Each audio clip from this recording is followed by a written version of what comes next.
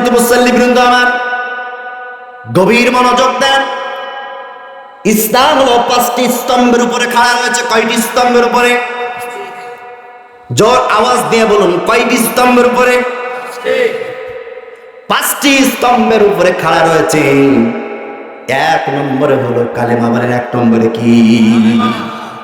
1 নম্বরে হলো কালেমা, 2 নম্বরে হলো নামাজ, 3 নম্বরে হলো রোজা, 4 নম্বরে হলো হজ, 5 নম্বরে হলো যাকাত। বান্দা তুমি সারাদিন তাসবিহ টিপে বলে লা ইলাহা ইল্লাল্লাহ, পড়ে কিনা? সারাক্ষণ বসে বসে লা ইলাহা ইল্লাল্লাহ তাসবিহ টিপে আর কালেমা পড়তে থাকে। বান্দা 2 নম্বরে নামাজ, সময় আছে, আজান হয়েছে, একটু নামাজ পড়তে চলে যায়। বান্দা 4 নম্বরে রমজান মাসে কোনো কাজ না, একটু রোজা রাখে। দেখা যায় এইগুলোতে কোনো খরচ নাই, কোনো ঝামেলাও নাই, কিন্তু বান্দার যখন হজ ফরজ হয়, যাকাত দেওয়ার বিধান তার উপরে যখন এসে যায়, বান্দাও হজেও যায় না, যাকাতও দেয় না। কথা বলে বাটপান আছে না? কেন? কালেমা বললে তোর খরচ হচ্ছে না, ঠিক কিনা? নামাজ পড়লে তোর খরচ হচ্ছে না, ও একটা পাতলা পাতলা টুকু নিয়ে যায়, নামাজটা পড়লে হয়ে যাচ্ছে। কালেমা পড়লেও খরচ নাই, নামাজ পড়লেও খরচ নাই, রোজা রাখতে তো খরচই নেই, বরং ইফতারি পেট ভরে খাওয়া যায়। কথা বলেন, এইগুলো ফিরি, এইগুলো গাপায়া করে। কিন্তু যখন দেখা যায় এবার যাকাতের কথা আসে আর হজের কথা আসে, কয় বড্ড অসুস্থ, অত দূর কি যায় পারি নাকি হজে? আছে না নাই?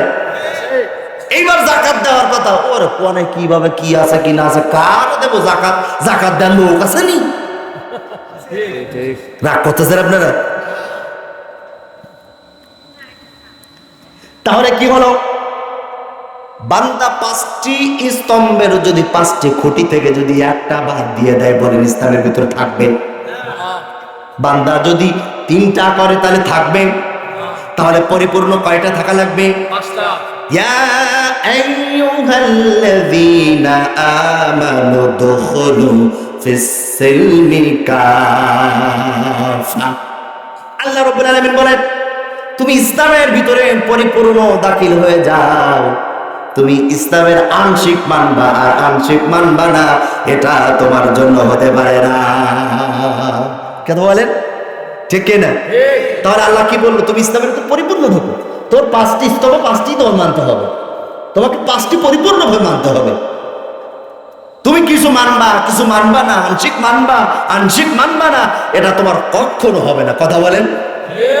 এখন আর একটা উপমা দিই, রাগ করতেছেন আপনারা?